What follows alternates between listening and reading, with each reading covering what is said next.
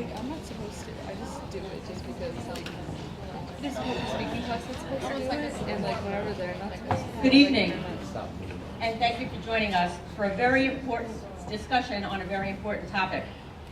Before we begin, please note that in the event of an emergency, the exits are on either side of the stage and in the rear of the auditorium. Would everyone please stand and join me in the pledge?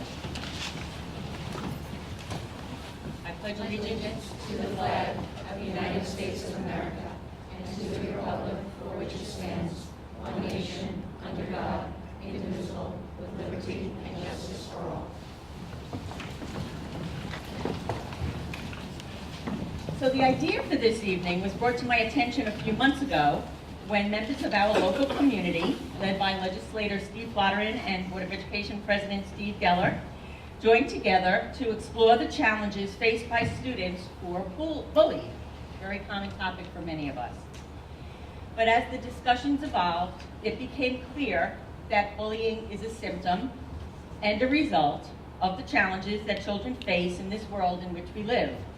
So the purpose of this forum shifted to what we can do to not only support our children, but to give parents the knowledge and resources they need in this regard.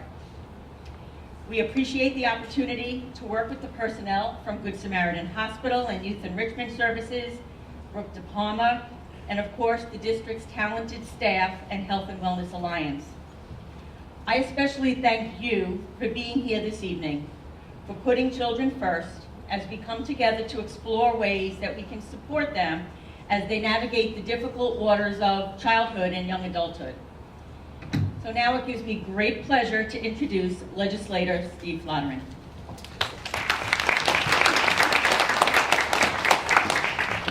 I'll be very short because I want to let's move on with the program. But again, you have Legislator Steve Flotter. If you ever need anything at all from my office is right across from Best Market, right by the corner of Udall and Higbee. But again, this started from about a year ago. I got reached out to by some parents, Rabbi Spellman, and other people in the community. You know, we should do something as a community working together. And right away, Susan and I made a phone call to the school and also to the hospital. They were all like, yes, we would love to do something together. So, Lauren, I just want to say thank you to the parents that reached out to me.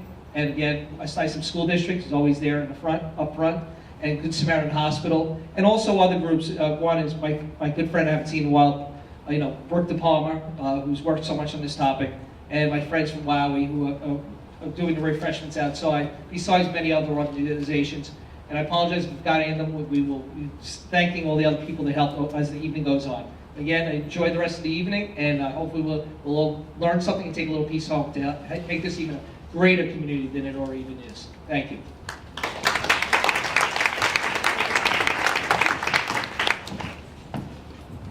So the moderator for this evening is going to be our Assistant Superintendent for Curriculum and Instruction, Dr. Ann Rulin. Dr. Rulin?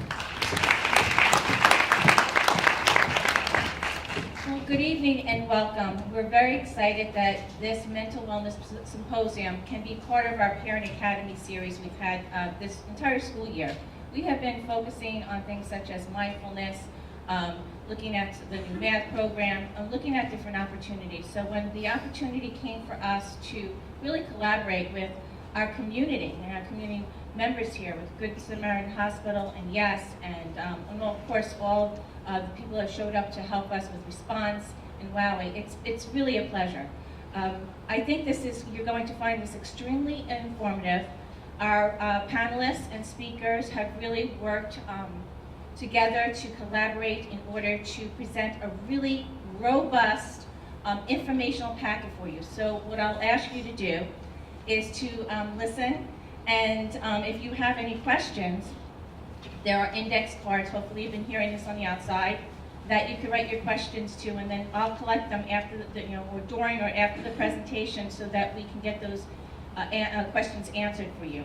Notice they're blue and gold, so we're also very, got that pride here with blue and gold. So we're going to start with me introducing our presenters for this evening. So I'll just ask you to stand up when I mention your name. So we have Dr. Louis Tagelbaum. He's the chairman, Department of Psychiatry, from Good Samaritan Hospital. We have Brooke De Palma, former West Islip student and also founder of PS I Love You Day. Want to make sure you can see her. We also have Mary Beth Harmon. She is a social worker from the Youth Enrichment Services. I really tried to get out. And then we have Brittany Batista and Megan McLeod, also behavioral health social workers from Good Samaritan Hospital. And then we have our West Islip mental wellness team with us. Erin B., social worker. We have Lori Director, Director of School Counseling. Tricia Maletti, our health teacher. And Dr. Rebecca Silver, a school psychologist. So without any further ado, I'd like to turn it over to Dr. Teitelbaum. Enjoy the evening.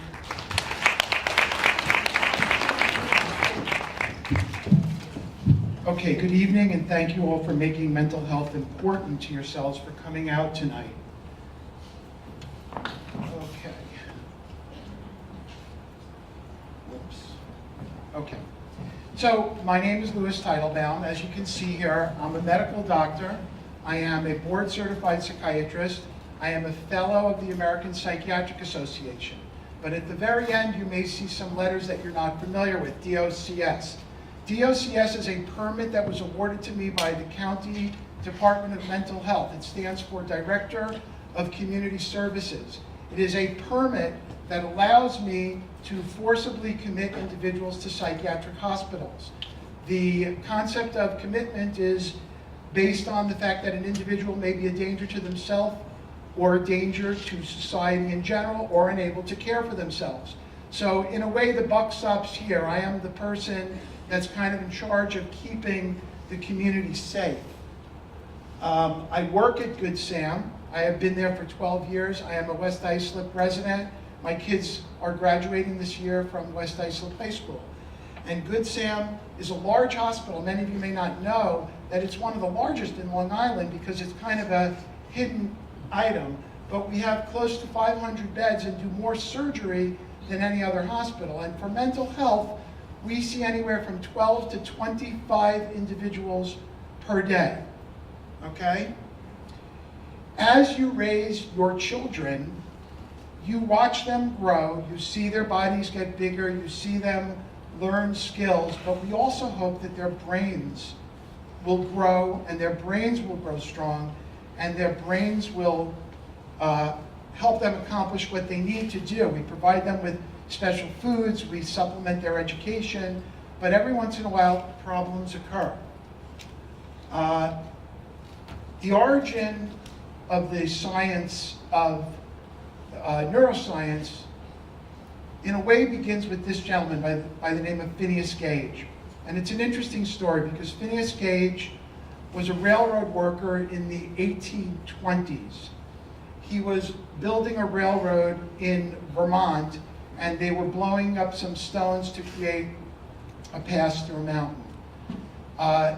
He was in charge of filling drilled holes with dynamite. And in the process of filling one of those holes with dynamite, he took that big steel tamping rod, and as he was pushing the dynamite into the hole, it went off. The rod traveled through his temple, through his brain, and exited his skull. No one expected him to live, but he did. And therefore, he became one of the first studies at what happens if a particular piece of your brain ends up being injured. So his friends described his behavior after the injury. And in a way, there will be similarities that you might find to some of the adolescent behaviors that you're dealing with. He is fitful, irreverent, indulging at times in the grossest of profanity, which was not previously his custom, manifesting but little deference for his fellows, impatient of restraint or advice when it conflicts with his desires. At times, pertinaciously obstinate, yet capricious and vacillating. Does that sound like anybody's kids? It's a little Shakespearean in its tone, but I think you can judge the similarities. So what's important about this is Phineas Gage did injury to the frontal and prefrontal cortex of his brain. The prefrontal cortex is an area that is very well developed in human beings.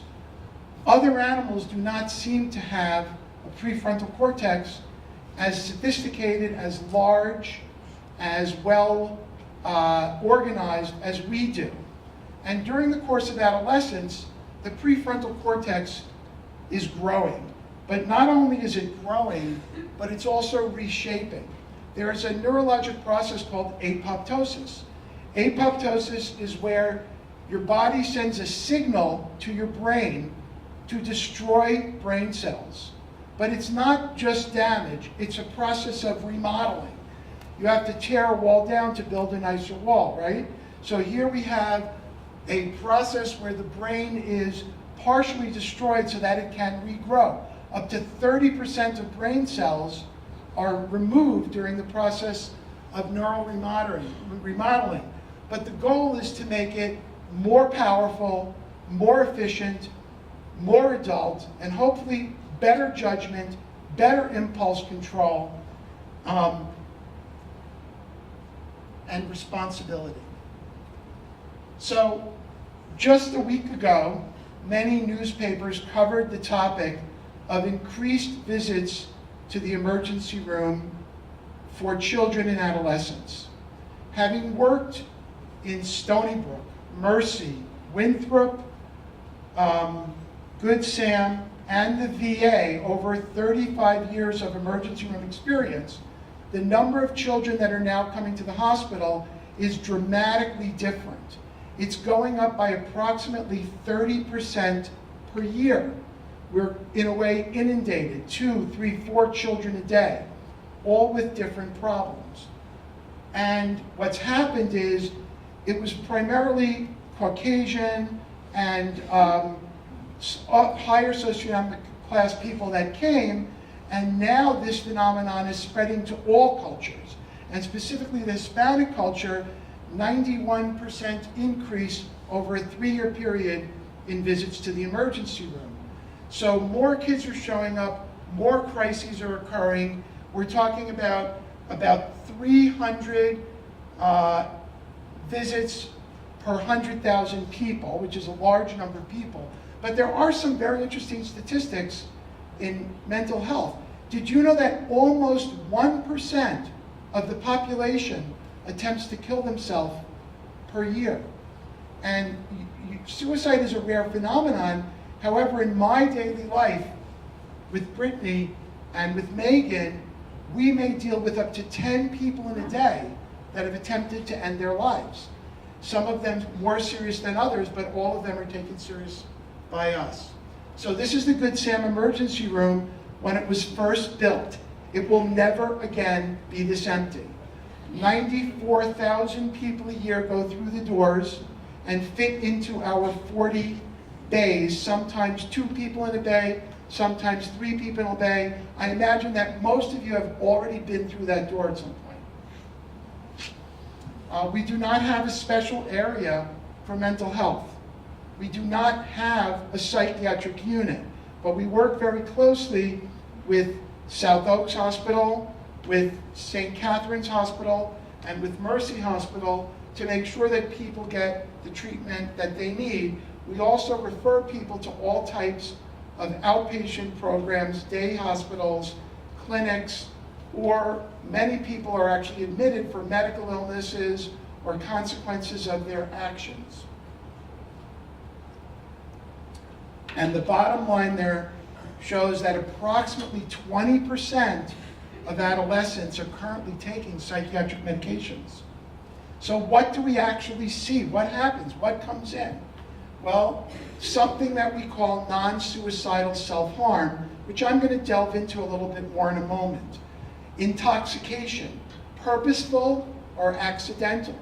What is the most common one? It's alcohol. Alcohol is one of the things that occurs over and over again in children and adolescents and in adults. And at any time, we will have several people going through delirium tremens, which is a serious withdrawal from alcohol. We'll have people with physical problems from alcohol and accidents from alcohol. As much as half of the people in the ICU at any one time may be there for self-inflicted injuries through substance abuse or self-harm. Overdoses, purposeful or accidental. People take too much of a pill by accident, or sometimes they choose to do it. Threats of suicide have been more and more common. They're generally people that are sent by the school after the child comes forward and makes statements that they believe the child may be a danger to themselves, and our job is to assess that danger. Anxiety attacks, panic attacks, and generalized anxiety are common. People believe during the course of anxiety attacks that they are physically ill, that they're having a heart attack, that they're having shortness of breath. So there's a large overlap between the medical and the psychiatric in these cases, as well as behavior problems, running away, destroying property, violence. Not everyone is taken in by the police. Many people are brought to our institution for aggressive behavior. So this is an example of what we call non-suicidal self-harm. Now, obviously, this is very distressing. This is someone that is significantly disturbed, but clearly this person is not trying to kill themselves. Non-suicidal self-harm is a relatively common behavior, and it is seen often in the emergency room, and it is sometimes hidden and sometimes displayed.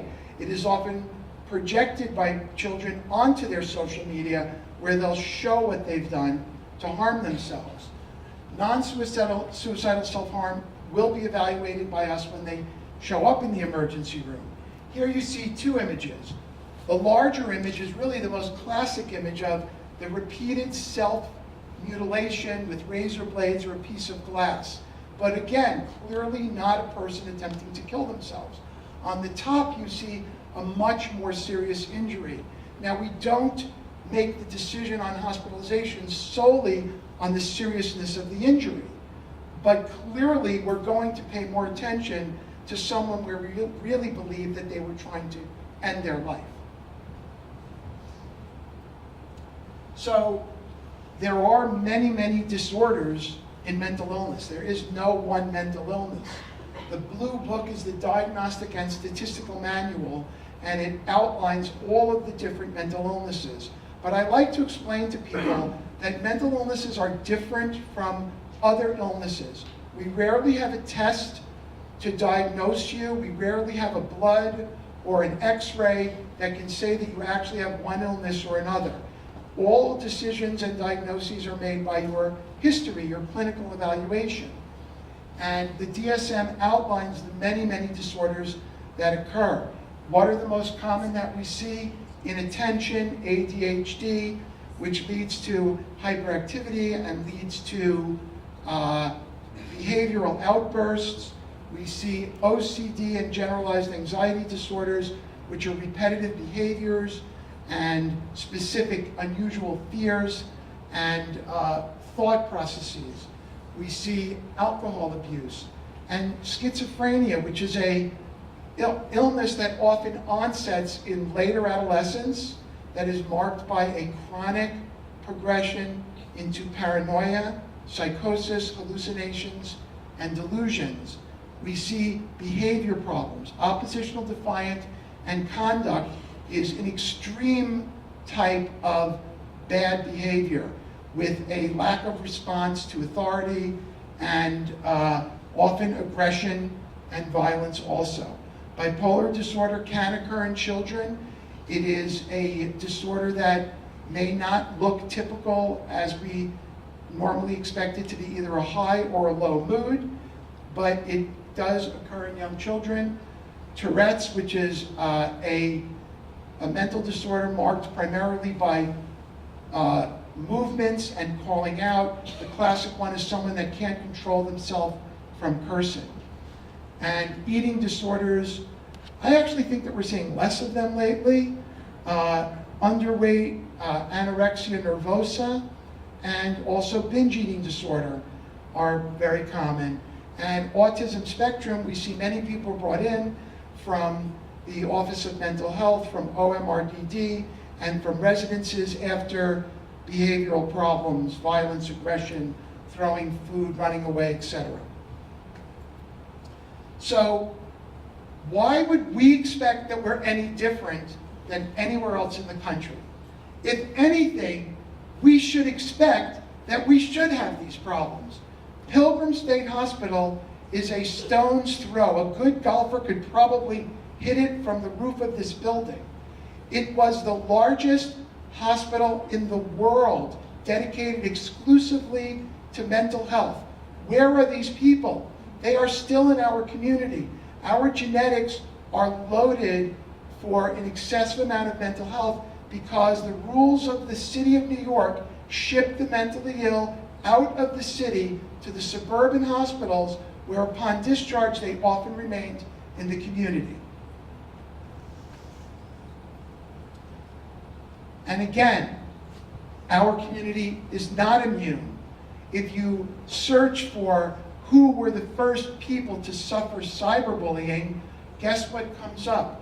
Alexis Pilkington in 2010, a student from the West Islip High School, took her life after what was felt to be cyberbullying in its early stages. And when people talk about cyberbullying, this often comes up as an example.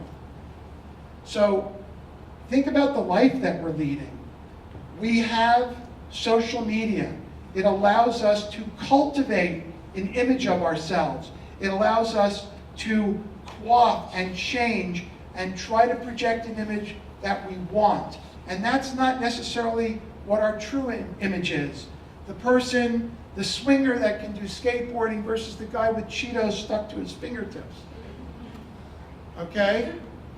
And I know that you're all immediately turning your eyes to that phone up there saying, what is it? Is that my Facebook? What's going on?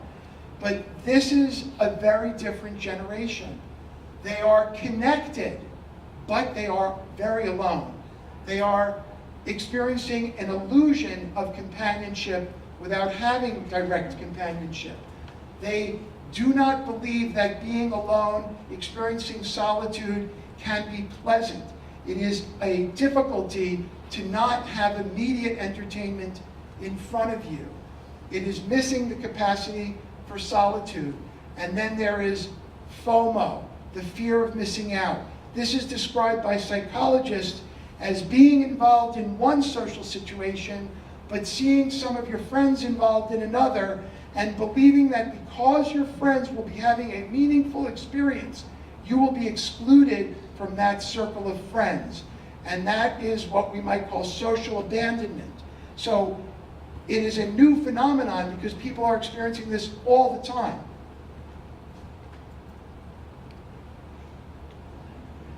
I believe that paying attention is the first step towards learning, towards growing, towards developing. Certainly the teachers here can tell you the difficulties that they're having keeping people off their phones, keeping people's attention. But part of it is because culture has changed. Watch a movie from 1970 and watch a movie from today. Compare the number of people that die per hour, the number of guns that are shot off, the number of car crashes, and how quickly the scenes are cut from one to the other. And you'll realize that the programs are designed with a constant flow of action so that it caters to the shorter attention span that exists today. You can pick up your phone and instantly have something to do, something to see. But you have difficulty delaying gratification. Now, on the other hand, I want to point out that I have a sister who's older than me. And when I was talking to her about this presentation, she said, oh yeah, when I was born, they thought that we were lost because we had TV. So apparently every generation learns to cope or move forward with this. So I had the opportunity to attend the World Psychiatric Congress in Berlin, Germany. And there were several talks on social media and on the changes in the electronic world. One of the talks focused on facial muscles. There's approximately 42 facial muscles. Every one of them can contract or relax, and you can create an infinite number of expressions by using your facial muscles. On Snapchat and on Instagram, you present an image that you choose. In a one-to-one interaction, your mood can be read by what happens with your facial muscles. I have heard from many people that they acted a certain way or they said a certain thing until they saw what it did and how it affected the other person by their facial expression. This is one of the things that electronic media has removed from the human interaction. Not only that, but when people are online, they feel much freer to be disinhibited. After all, think of the freedom that anonymity can offer you. Right? Can everybody see the picture? On the other hand, if you attend one of the conferences led by the police department about internet security, what they will tell you that there are many dangers out there. However, there are advantages to the electronic world. Well, first of all, we all know that having a phone makes us all cyborgs. This is the greatest tool that humanity has ever had. But unfortunately, most people use it just to take a picture of them pursing their lips, right? I wish I could stop and take a selfie right now. The advantage of the internet is there's a lot less physical injury because kids are not actually with each other. So they can't beat each other up, they can't hit each other over the head. So there's a lot less injuries showing up in the hospital and the emergency room. Okay? So everybody, from children to adults, always vie for power, right? Power by your job, by your money, by your home, by your influence of others, by your clothes, whatever it is that you choose to show your control with. Children need to learn that there's always going to be a battle for power amongst all individuals, and that they should prepare themselves for it. They should be ready to address aggression without responding aggressively. And we're going to give you some ideas. And I also like to constantly offer my kids and my patients quotes of famous people that may be relevant for them. And I repeat them over and over so that they sink in.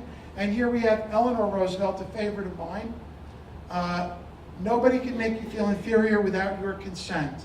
How about Elie Wiesel, the famous Holocaust writer who wrote the book Night that I believe all of our children had to read as part of school, who said that the opposite of love is not hate, it is indifference. And the way that I like to present this to people is that if someone is giving you a hard time, they may actually be trying to relate to you and not necessarily know how to relate to you properly.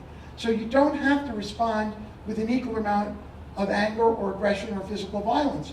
You can respond by trying to understand what relationship they actually want to have with you. And very often it's about asserting yourself, explaining what it is that you want, what it is that would help you, what it is that that person can do to have a relationship with you that would be beneficial. Martin Luther King told us that we should not look the other way when we see injustice, because although there are punishments in society, the guilt feelings will punish us much more than anything society can give us. And another good thing to repeat to your children is integrity, doing the right thing, even when no one is watching. Okay. So in the early 60s, there was a famous psychologist by the name of McDonald. He outlined certain behaviors that he thought were particularly dangerous, particularly predictive of future psychological criminal problems. Now, I'm pointing these out not because they're all correct, but because I think all of our kids behave really badly frequently. Certainly, I've had that experience. But these are traits that he points out as ones that might bring you to attempt more individual psychotherapy, more individual interaction. Fire setting, stealing with confrontation, cruelty to animals, persistent or frequent enuresis, which is bedwetting. And again, alone, any one of these does not become a criteria, but together they are somewhat disturbing. A lack of empathy, a lack of remorse or guilt for things that they've done. So what should we be looking out for? Well, heroin is a big problem. It is not actually a problem in young children. There are a few people that are 18 or so. Most of the problems we see with heroin are people older, but it certainly can start younger. It can start with pills in your medicine chest. And heroin is almost always leads towards injecting the medication. And here you see the most common signs: track marks, infections over sites where blood vessels are easily reached, the pinpoint pupil, which is a sign of narcotic intoxication, very small. You shine a light in it, it doesn't seem to change. The same opiate users, if they're not using, their pupils get large. Large is also a sign of hallucinogen abuse and marijuana abuse, especially marijuana abuse when it's mixed with the bright red eyes. Whoops. I don't want to skip this one because this is what we should all be looking for. There's a little picture of CVS up there because in the state of New York, syringes are available over the counter without a prescription. And I once had to sit at CVS for about an hour and a half waiting for something, and sure enough, while I was sitting there, 3 people in hoodies came in and got big bags of syringes. So that's a classic syringe of what a heroin user would use.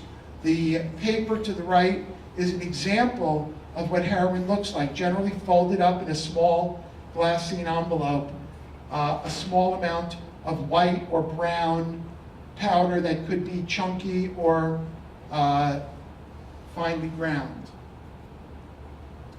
So other countries have had problems like this. In Iceland, they had a lot of adolescent misbehavior, and they developed a national program, a teen curfew, right, that was policed by groups of parents walking the street, parents signing a pledge to prevent alcohol use, parents not allowing children to have unsupervised parties, parents insisting on getting to know their kids' friends, right? It became a custom in that country that if you came to visit, you went and spoke to the parents and said hello first, right? So they could look at your eyes, right? And see if they're big or small. And increased activities, not just sports, but art and drama were very big in Iceland. Okay? So what are we going to do about this? Right? We've got a big problem going on. Well, one approach that's proposed by psychology is to use emotional intelligence. Emotional intelligence is the alternative to IQ, and primarily it just means what it says: the ability to understand and recognize your emotions and your reactions, to understand how your actions might affect others and understand how others are feeling, to control and manage your emotions and to not get carried away with them, because that is really where we are seeing adolescent self-harm and impulsive suicide, when people are overwhelmed by their emotions, when they believe that the way they feel will never go away, and therefore to them it makes sense to self-harm. So we can all help this by trying to model, by trying to be an example, or we have a word for it, experiential therapy, to try to show people how you can act to be emotionally intelligent, okay? Be okay with your own emotions. Be calm with your own emotions. Try not to get too excited. You can always yell at them later, right? To benefit from criticism, right? In healthcare, we have something we call CQI, constant quality improvement. We make a mistake, we aim to fix it, we aim to never make that mistake again, right? Forgive and forget. Don't bring up things forever. If it's in the past, let it be in the past. Think about your feelings, think about others' feelings, and embrace change, which is a huge one, and I believe we're going to have a touch on that a little bit later. And I'm only going to focus on the last one, which I think we've covered a little bit, which is have role models in your mind and think about how they might act in a particular situation. Teach your children to handle discomfort. Not everything is going to be pleasure. Teach them that they can deal with the good and the bad. Ask your children, how do they feel about what happened? What was their reaction? What are their fears and anxieties? What is getting in the way of doing what they need to do? Another very simple thing to repeat over and over. Become Teflon, not Velcro. Let these issues slide off and focus on what's really important, what will advance you, what will move you ahead. Don't get stuck on old problems. So in preparation for tonight's talk, I watched about 20 TED Talks about child psychology. One of them was given by a school psychologist, and the school psychologist said that very often she's confronted with adolescents who are emotionally out of control. They're not able to calm down. They're not able to stop their heightened emotional states, and they can't think clearly. They can't manage the problems. They get all upset. So she takes her glitter jar and she shakes it up and she says, look, this is your brain right now. It's spinning and whirling and you're not thinking clearly. But if you put it down and you calm yourself, eventually everything will calm down. Now some of you may find that your kids say, well, that's just stupid, but they're probably going to say that anyway. So hopefully I've given you at least one small technique for dealing with certain difficult situations. So I'm going to end my talk by presenting a concept called a mantra. A mantra is not necessarily only for hippies or meditators, because most of us already have a mantra, even though we may or may not know it. A mantra is something that you say to yourself over and over and over when things are bad, to inspire, to direct yourself, to connect yourself to the future. So here they say, you know, your mantra might be something like, I'm awesome, or, you know, I did the best job at my speech tonight, something like that. But if you have a negative one, something that spins in your head negatively, I want you to get rid of it and replace it. So I want you to cheer for yourself, to have an affirmation and a motivation to keep in your mind, to bring you out of adversity and negative thoughts. And while you're doing that, make sure that you eat healthy brain foods. And that does include chocolate and coffee. So you don't need to suffer to feed your brain. And with that, I am going to allow Brooke De Palma to introduce herself, because I think she's able to do the best job at that.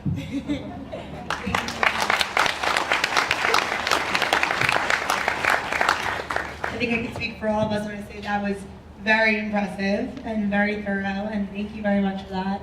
Definitely learned a lot.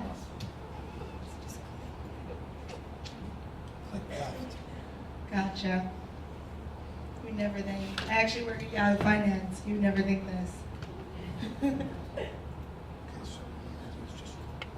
Awesome. Great. So yes, my name is Brooke De Palma. I am the founder of PS I Love You Day. And I just wanted to give a brief story about why this is so important to me and what this, I hope, you will take home with you and actually take with you back to your classroom. So I lost my dad to suicide on April 23rd, 2010. I was 14 years old. He went to Paul J. Blue. He went to Beach Street Middle School. He went to West Lakes High School. And then he went on to join NYPD and then worked for a few years after that. And I never thought that I would lose him to suicide. At the time, I was in 8th grade, and it was 8th grade when I lost him, and the next year I was set to go to West Lakes High School. And I thought I was so strong.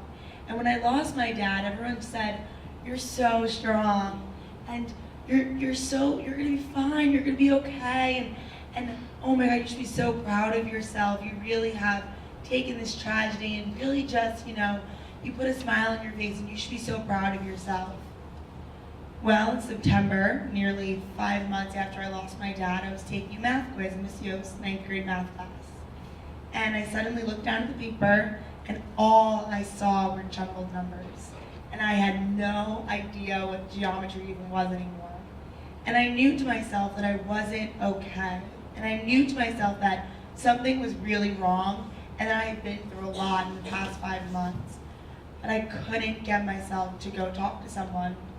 I couldn't do it, not because I was embarrassed, but because in my head, I heard those voices saying, "You're so strong, and you should be so proud of yourself." I didn't put myself in that situation. My dad didn't mean to put me in that situation. And so without me knowing, as I got up and I handed my basically blank math quiz, I just started crying to this math teacher, who's not here, I don't believe, but I just started crying to her. And the next day I said, "You know what, I'm fine, it's okay, don't worry about me." The next day I walked into my first period class and there was a pink slip on my desk. That pink slip had an appointment to go see a counselor. At the time, Miss Mullins was on maternity leave, and so I went to go see Miss Moore, who was her replacement. The first day I didn't really talk, I just said, yeah, this is what happened to me, and it really stinks, and yeah, I've been through a lot, but I'll be fine. She just said, "Come back in 2 weeks. Come back in 2 weeks." Suddenly, I came back during my lunch period, during my study hall. I kept talking. A few months after that, I went to the Natural Helpers Retreat, which is through the Yes Enrichment Program, and they were doing this mock panel, and this kid went up and he pretended that he was suicidal. Well, because I had all these talks with Miss Moore, I got up the courage to go up and say, "No, your life matters. I never want you to think that in your whole life. This is what happened to my dad, and I don't want it to happen to you. I don't know who you are. I've never met you before, but this matters to me." Well, Miss Yost, that guidance counselor, and that program helped me gain back my voice.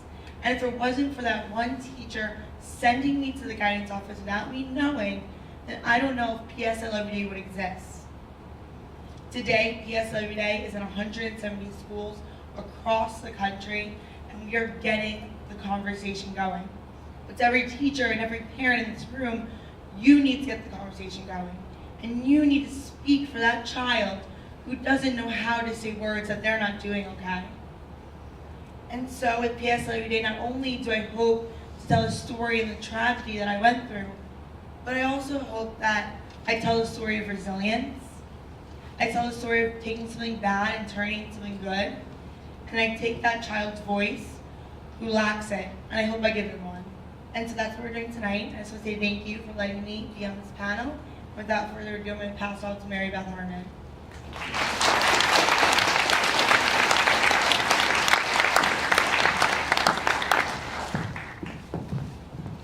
That was awesome, thank you. Thank you. It's the slides. Left, no. Okay. Hi, my name is Mary Beth Harmon. I am the clinical director at the Youth Enrichment Services Youth and Family Counseling Clinic.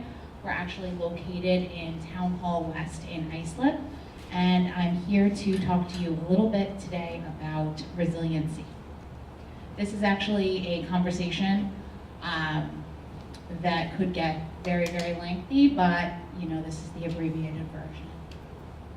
If you have any questions, you can also ask me afterwards. The definition of resilience is generally defined as the ability to recover from or adjust easily to misfortune or change. So for our purposes, a person's capacity for resilience refers to an individual or organism's ability to bounce back after adversity. So you'll see in this slide, a good metaphor for this is a car and its built-in shock absorbers. Most of us, if not all of us in this room, are aware of what it means to be resilient.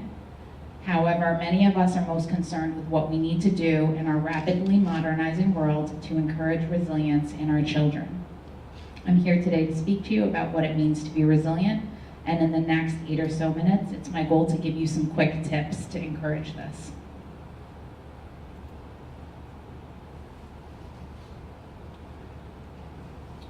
The first thing that we need to be aware of is that the nature of resilience is really the fact that it's learned and it's a skill. We develop this over time as a result of being an effective problem solver. And we actually just heard a beautiful presentation on brain development, and we just heard a beautiful presentation on the power of a resilient person, right? So we understand that adolescents will require some assistance in learning how to problem solve over time. And we need to remind them that mastery of anything comes from practice and discipline. And that might sound really cheesy, but to become good at anything, we have to practice, right? And so sometimes we need that as a reminder.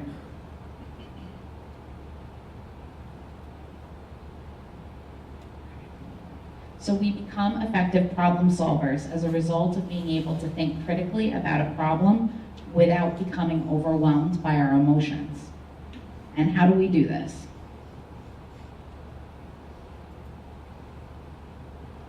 This one's got a lot to unpack.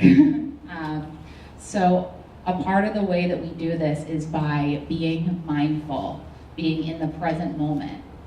So one thing that we can do is encourage our children to do activities from time to time that don't involve electronics.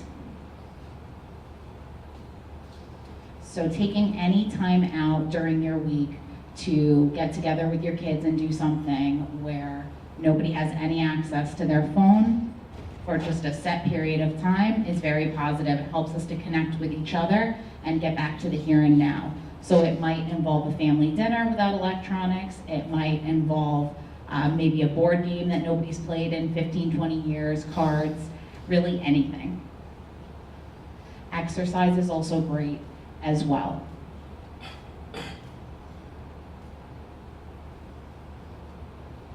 I also put participation in projects around the house, which we all know in here, that's not always the most popular thing at home, but you know, it is an important part of our functioning, right? Being a family and getting things done together.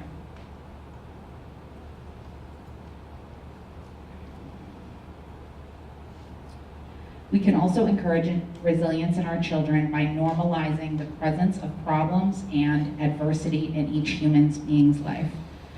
One of the big themes that I just took from the last two speakers was this theme of connectedness. All of us are connected as human beings. So anything that is normalized, we can feel better if somebody else is going through the same thing, right? If we're not the only one. And that's a really universal theme for children and adults alike. Sometimes we get in trouble with the idea of should. Life should be easier. You know, why is this happening? This shouldn't be happening. And these feelings are all 100% normal. I'm sure everybody in here has had them, and I've had them myself, right? But when we get stuck in those shoulds, that's where sometimes we get tripped up. So when we can overcome that hurdle and accept that sometimes life gets hard and that sometimes we're going to struggle, we can actually free ourselves from some of that adversity that comes along with getting stuck in those shoulds. So a part of that, like I said before, is acceptance.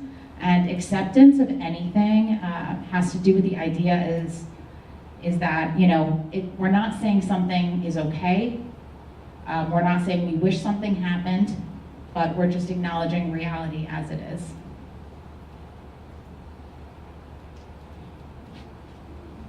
The next thing that you can do to build resilience in your children is to encourage them to have positive relationships with those around them. Do your best to be reliable. Try not to make promises you can't keep. And how does this relate to resilience? Well, we said before that resilience is a skill that we develop as a result of effective problem solving. When we have problems in life that we can't solve on our own, often we need to reach out to others for support, as this Shiba Inu is doing right here. Children need to know that if they ask for help, that they'll get it, and having multiple positive relationships in their life really increases the likelihood that they'll feel comfortable asking for help and that they have multiple people to go to. So if we reach out to one person and for whatever reason they can't be there, they can't show up for us, that there's somebody else for them to go to. And hopefully they'll also feel a little bit more comfortable facing their fears if they know that they're supported.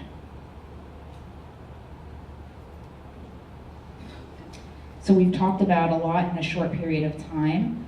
However, one of the most important factors in building resilience in anybody is this. Let your children know in an age-appropriate way that sometimes life can be hard and that this is normal.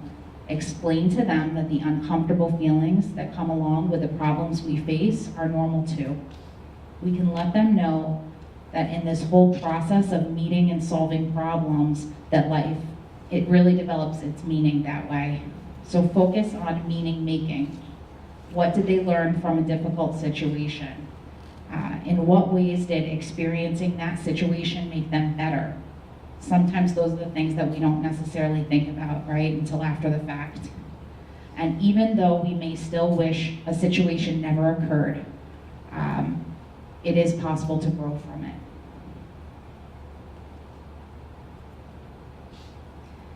Feelings are much like waves. We can't stop them from coming, but we can choose to surf them. Thank you very much. And now I'd like to introduce Megan McLeod and Brittany Batista of Good Samaritan Hospital. Thank you.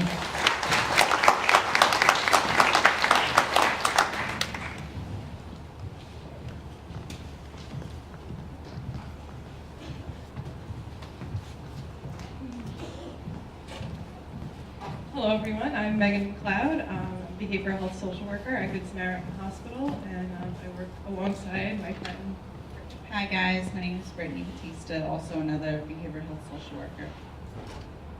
We're the dream team. Okay,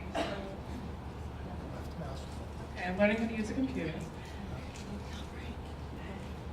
Okay. All right, so I first want to start with a startling statistic that New York State actually has one of the highest opioid overdose deaths for young people in the United States. This is data coming from 2017. And not to make it any better, but Suffolk County is also on the top of that list for the counties of New York State.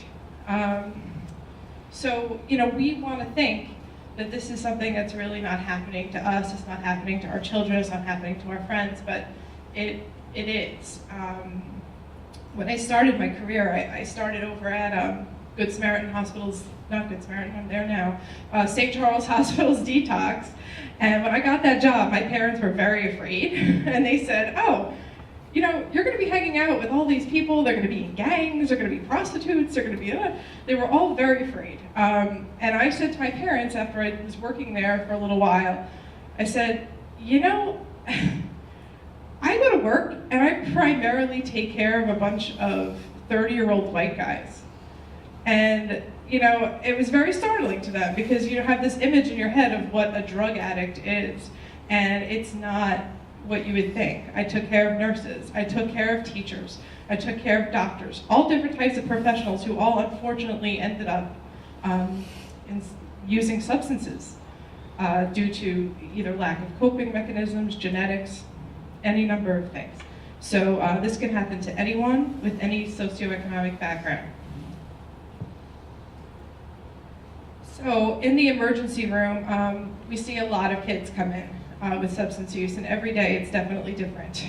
Like Dr. Schleibbaum said, we do see a lot of people using alcohol. A lot of kids are drinking at school. They're coming in, intoxicated. They're giving some to friends.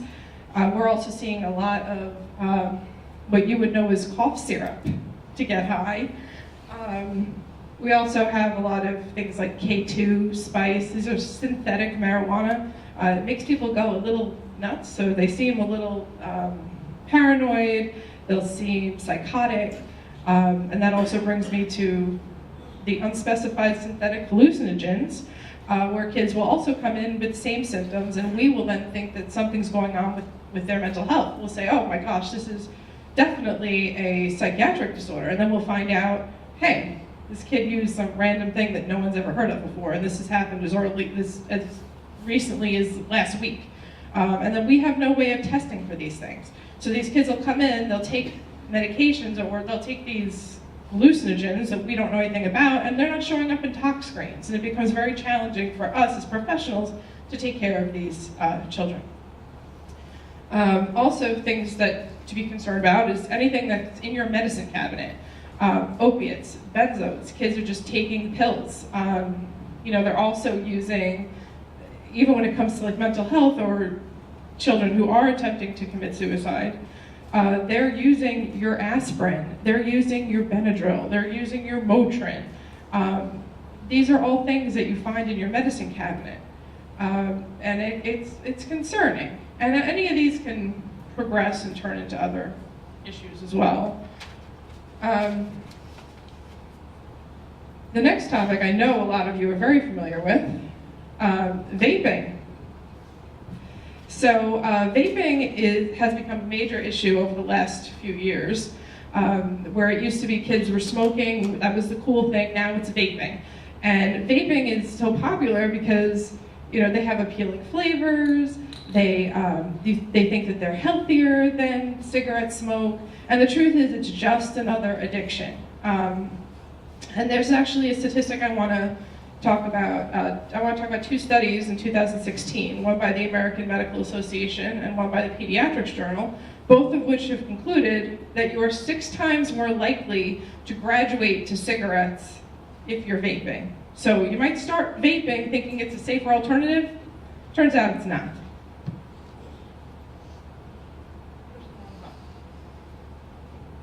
And again, this is just a graphic to show you just how popular e-cigarettes have become as compared to cigarettes.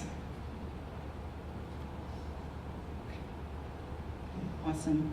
So what are we looking for in our children or students? We're looking for behavior changes or personality changes, right? We're looking to identify what might some young person look like that is using substances.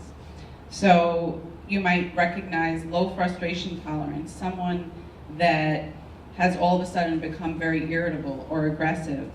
A child that no longer is doing things that they used to enjoy or withdrawing from friends. Maybe they stopped taking care of their hygiene and showering and just looking the way that they normally would look. Obvious is finding drug paraphernalia, but a lot of other times it's going to be behavior changes or changes in their personality.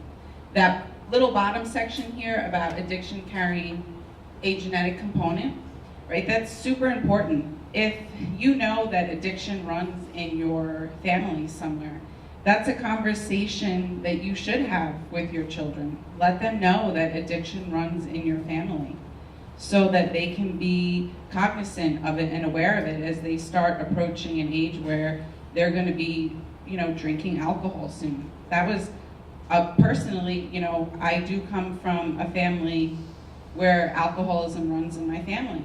That was a conversation that my parents had with us when we were in middle school and high school, so we knew, when we start approaching that age where we're going to start to drink alcohol, to be mindful. It's okay to have those conversations. You want to have open lines of communication with your children about these things. If you suspect that someone, a young child or student is using, this is really for parents, you can go to any CVS pharmacy. They sell over-the-counter drug screens. Also, the Islip Town Hall Youth Bureau sells them as well. Or I think they might just be available to you. So if you have a suspicion, you can always test your children. So why are students or young adolescents or children using, right? Stress. Believe it or not, young people have a lot of stress. You might wonder, what could they possibly be stressed about? But there's a lot that young people are stressed about. I can't tell you how many young people at the hospital I speak to that are using substances or have tried to hurt themselves after a breakup or a fight with their girlfriends or online bullying. Social media has become huge. What's happening online, what girls are leaving other girls out, and what's being said about what happened at a party over the weekend. These are all things that we're seeing. Also, peer pressure, trying to fit in, social anxiety, bullying, sexual identity, experimentation. These are all reasons why young people are stressed. And think about it, getting high or drunk is a great way to forget about all of this stress. It's a way of escaping, even for adults. So we want to try to encourage healthier ways of coping, right? So what do healthy coping skills look like for young people? They're going to look similar to that for adults, right? Exercise, sports, it could be meditation, right? Everyone has a smartphone. Use it for something good. There are great meditation apps that you can help your children download and use. Spending time with friends, developing more hobbies, journaling. Some of these things might seem silly, but they actually really do help, right?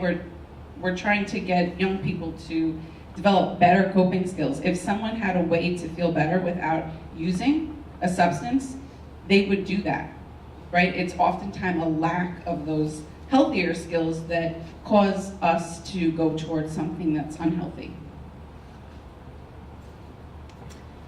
So different levels of care for substance abuse. This list kind of goes, as you get down the list, it's more intense and more of a restrictive type of program. First and foremost, you can start out with your school, wherever your child goes. Most schools, social work, or guidance departments do have support groups surrounding substance abuse or mental health.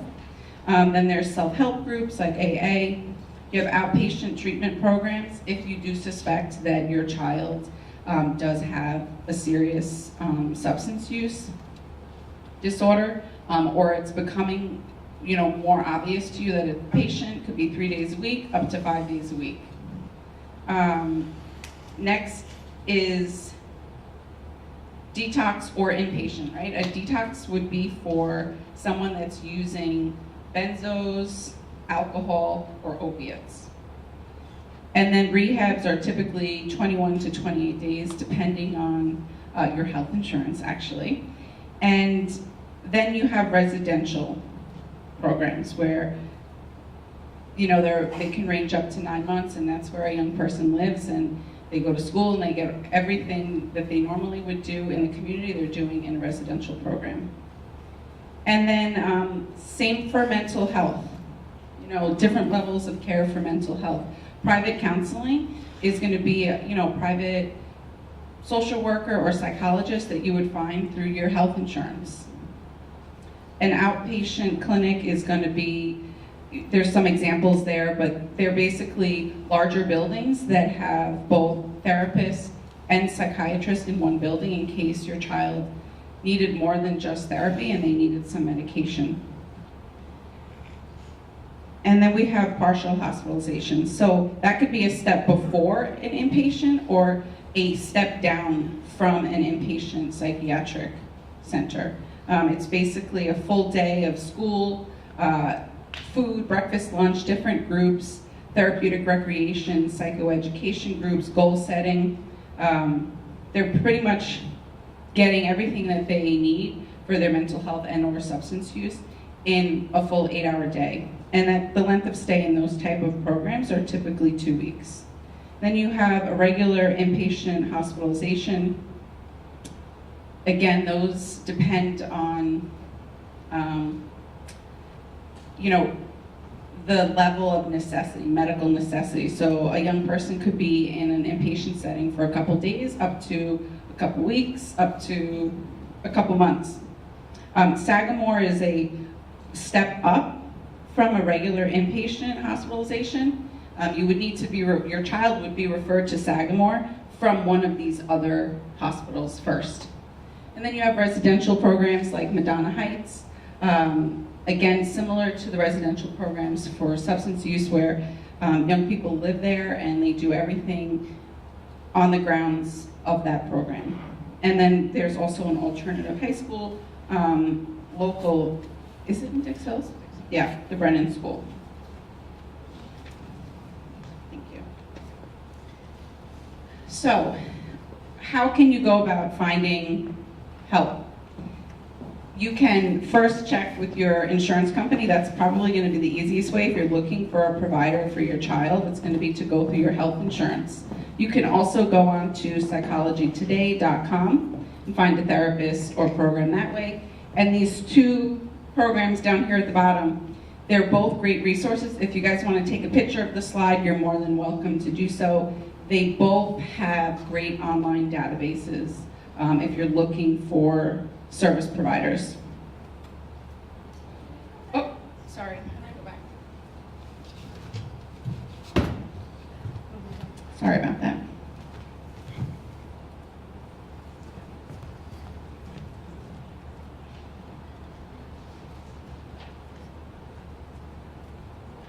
We're going to post this as well, so. Okay. We're going to post this as well, so you guys will have access to this. This is another slide that you can take a picture of quickly, but we will also post this as well. Different websites to go to for resources and different services. Of course, the National Suicide Prevention Hotline and the New York State Hope Line as well.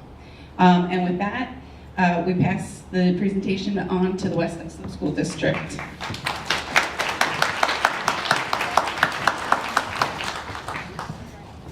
So here in West Islip Schools, we have a network of supports for students in every grade and in every school. So from classroom lessons, which you will hear about shortly, to direct interventions that support children at every stage of development, educators in West Islip collaborate to meet the social, emotional, academic, and personal goals of every student. Hello. My name is Tricia Maletti, and I've been a health educator here in the district for 21 years, working with 7th through 12th graders and revamping the mental health curriculum many times. First and foremost, I want to say that my coworkers and I are really passionate about what we do in the classroom, especially with mental health. And everything that you heard tonight, we are teaching in the classroom. So everything you guys are learning through brain development, suicide prevention, recognizing warning signs and symptoms, where to go get help, drug and alcohol prevention. We do a whole lesson on resiliency. And we're also a great liaison between our students and the counselors and staff in the high school and middle school. We're usually firsthand for a lot of kids. So when we're talking about these topics, they may come up after class and say, can I talk to you? I'm concerned about a friend, myself. I didn't know that I was even dealing with this. So the first place, obviously, we go is down to guidance. We do a lot, and if I talked about every single thing, we'd be here all night, so I'm going to try to go quick. Obviously, you know, we do healthy decision making, we go through role playing, we do a lot of mindfulness and meditation in the classroom. You know, we do that throughout the whole curriculum. We do deep breathing, muscle relaxation, and meditation. We talk a lot about personality development, who they are today, and where they think they're going in the future. And are they set in stone at 13, 14, 15 years old? Absolutely not. And there's so many changes that can take place. We do a whole unit on alcohol, tobacco, and other drug prevention. I invited Arlene DeVoe. She's a social worker in our high school. She's outside. You guys can speak to her after. She works specifically with substance abuse and prevention with students in high school. We do a lot on stress management because, as you heard tonight, kids are under so much stress today. And we talk about coping skills and how to deal with their stress and emotions. We have the Suffolk County Police Department comes to the class. They speak about specifically internet and dating violence. We do the dimensions of wellness, keeping their whole life balance and the journey they're going to, you know, towards the future. Anti-bullying, obviously, we talk about that in the classroom. We also do role playing as well as online bullying. Healthy coping strategies. We do project-based learning where they actually share with the class how to cope with unwanted emotions and stress in their life. internet safety, mental illness, and depression. We do a whole unit on that. Vaping prevention. The Suffolk County Health Department came in this year to speak to the class. Self-esteem and confidence. Suicide prevention, which we also invited response agency. They're also outside tonight. You can speak with them. They're a crisis hotline, and they come into the middle school and the high school classes. Self-awareness, qualities of mentally healthy people. So what is someone who is coping? What do they look like? How are they dealing with their emotions and their stress? And I think that's it. So I'm going to pass it on over.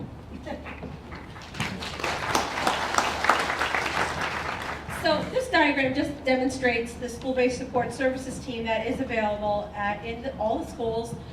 You have school counselors, social workers, and school psychologists all working in collaboration with the teachers in the building. So if there are concerns, we have a revolving open door for all administrators and teachers and service personnel to collaborate.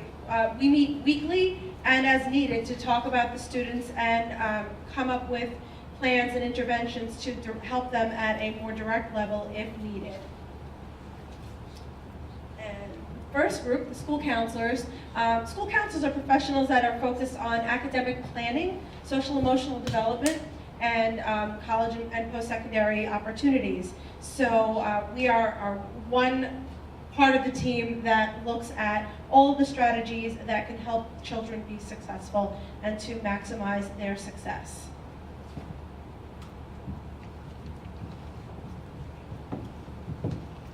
All right, and my name is Erin Bees. I'm the school social worker at Okonak Elementary School. I'm here to talk about a bit of the role of the social workers in West Islip. So a main part of our role is facilitating counseling sessions where we focus on a variety of topics dependent upon student needs, but some examples are social skills, feelings identification, those coping strategies, social decision-making, self-esteem, and so on. We also started implementing lessons through the Health Smart curriculum where we focus on those mental health lessons. And those lessons teach students how to identify feelings, how to cope with troublesome feelings or manage those difficult feelings they may be having, how to self-regulate, develop and maintain positive friendships, and problem solve. We also help students and teachers and staff in the classrooms to support them in any way that they need through classroom interventions. We play a role in crisis intervention, whether it's in school or at home. If a family is in crisis at home, we're a support for that family as well, just as much as we're a support in the school itself. We play a role in PBIS, which is positive behavior interventions and supports, really focusing on promoting those positive behaviors in school and encouraging those positive behaviors to continue through classroom strategies, school-wide strategies as well. We provide referrals to outside agencies if parents, students are in need of it, and we also communicate with those practitioners and connect with them to make sure that what we're doing in school is connected to what they're doing in their private practices. We communicate with parents to maintain a home and school connection. We're very involved in the community with donors, bringing in speakers and assemblies on topics that are relevant in the school and the students' needs. And then donations, a lot during holiday times, Thanksgiving and Christmas, any families in need, but also if anything arises throughout the school year, we're always there as a support, and donations are always available. Mindfulness, all of the school social workers were trained in the Mission B curriculum, so we incorporate a lot of the mindfulness strategies and techniques into counseling sessions, classroom push-ins, so students are getting a lot of knowledge and practice utilizing mindfulness techniques and strategies. And then we consult with teachers and staff often to maintain student progress. So, pass it on.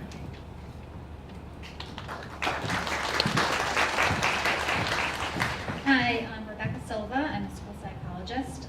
I've been in the West Islip School District for about 15 years now. I spent a lot of time at the elementary level, a little bit of time in middle school, and now I'm at the high school here, and I will speak about what the school psychologists do across the board. First, I just want to let you know that there is a full-time school psychologist, one in each of the elementary buildings, one in each of the middle school buildings, and there are 3 of us at the high school. Sorry, I forgot something. Okay. There is a lot of overlap, you'll see, between what the school psychologist does to support and promote mental health and well-being, overlap with the social workers. There's direct counseling services, both individual and groups depending on the need. And we cover different levels of support, from students who might be facing just kind of low levels of stress, anxiety, depression, social skills, social conflict, to more clinical levels as well. Like I said, social skills training. We work with special education needs, identifying them and supporting them. There's a lot of consultation with school staff, teachers, administrators, as well as consultation with parents.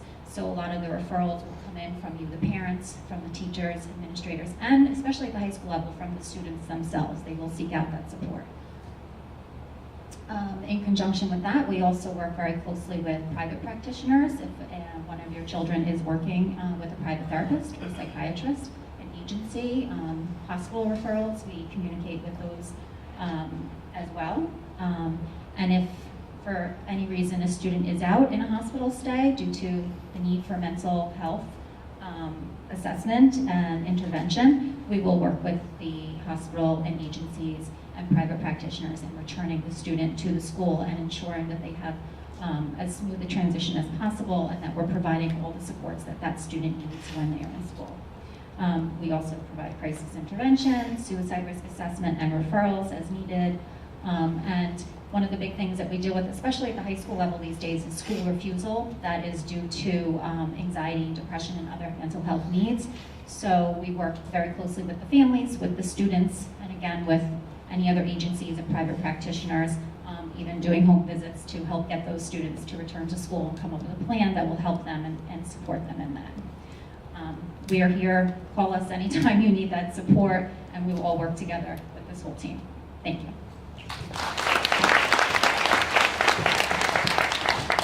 Well, first I'd like to thank the presenters and the panelists for putting this together. I know it was long.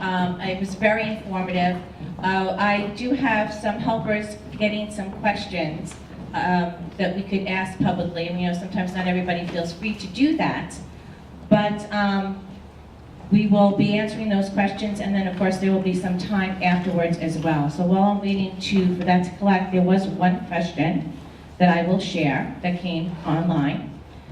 I just can't get my daughter to school. She seems anxious all the time and gets physically sick when I try to force her to get out of the house. What should I do?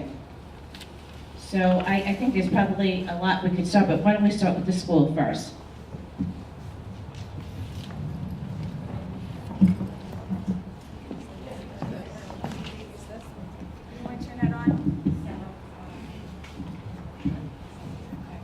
So I think the most important thing, we rely on parents as partners. So sharing that information with somebody in the school-based support team at whatever level, if it's certainly the elementary level, it could be social worker, principal, please, you know, keep the principals in the loop on what's happening with your child. We're all concerned, and let us help you come up with some plan or relief to help your child, help you feel better, and help your child get back into school. Often what we like to say is, please get your child into the building and we can take it from there. And sometimes that's the hardest part. As parents, when our child is hurting, we want to do everything to take that away. And sometimes letting us step in and help out is really the best first step. We can always make referrals if you need some help on the outside. We can make those connections to people to help you also in the community.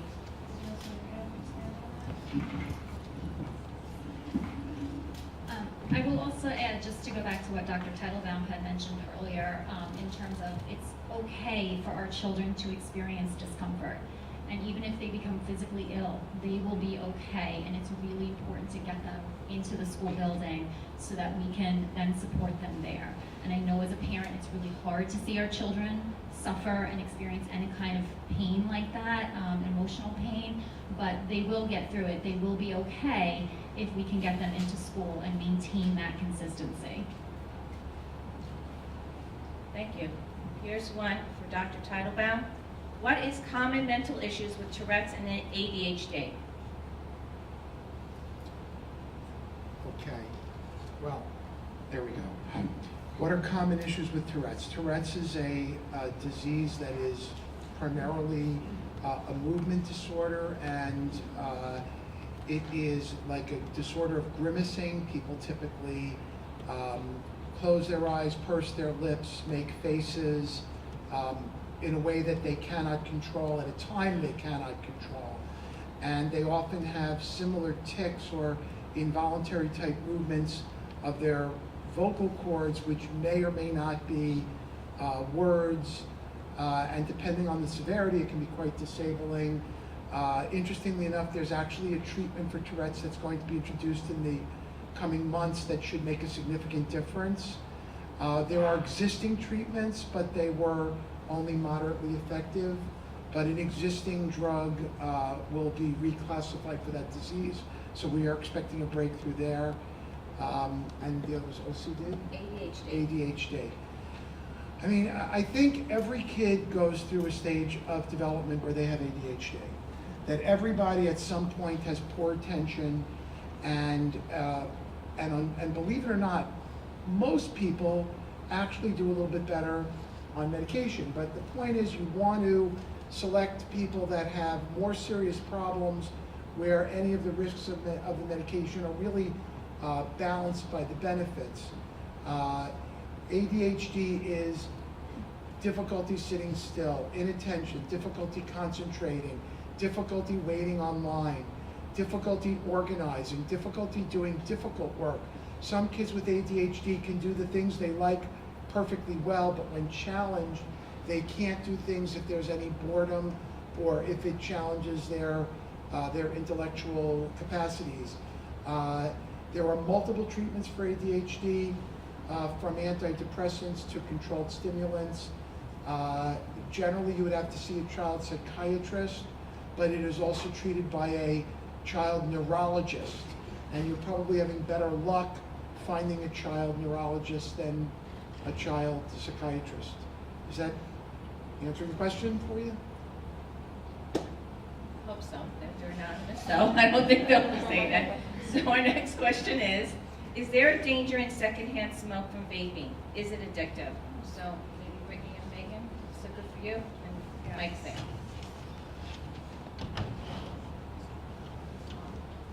Hi. Yes and yes. In the vapes have nicotine in them, so they are highly addictive.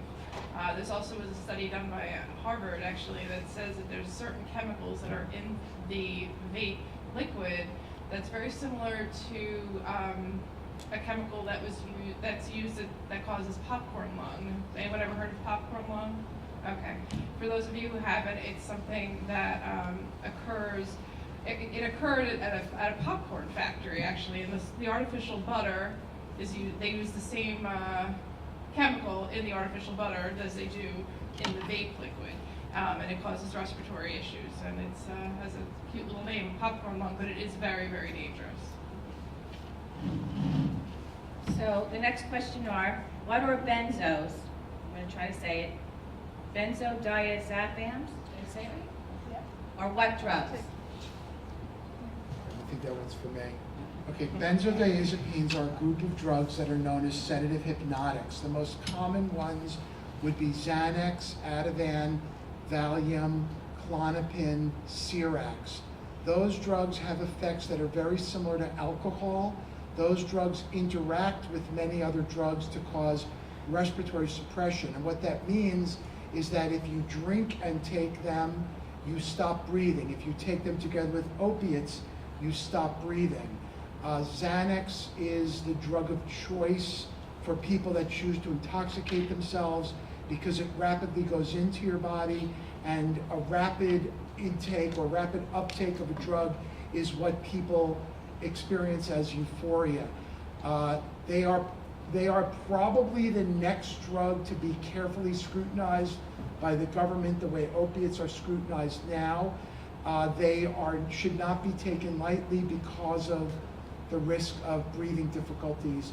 If you have certain disorders like asthma or COPD, they should not be prescribed to you. If you take prescription painkillers, you should not take any form of benzodiazepines. There are a few sedatives that are not benzodiazepines, that are not controlled, and those are alternatives. Many of them are antidepressants or drugs that we call neuroleptics, or even classic antihistamines may work in their stead. Okay, so those were the questions we got on the index card. Is there anyone else in the audience that would like to ask a question and I can give the mic to? Okay, so just a couple of notes. We will be posting this presentation on the website. We are also currently working on a mental wellness Google site that will be available as well, and hope we can continue this alliance and this collaboration with all our community members and to offer more opportunities like this to the parents. We know it was a long and very, very full event with a lot of information. But I would like to thank all our presenters. I think they did a fabulous job, very informative, and well done. And if you have any ideas that you would like for future parent academies, please let me know. Shoot me an email. I'm Ann Rule. I'm the Assistant Superintendent for Curriculum Instruction, or you can grab me right here. Have a lovely, lovely evening for the rest of it, and let's wish that spring really shows itself soon. Have a great night.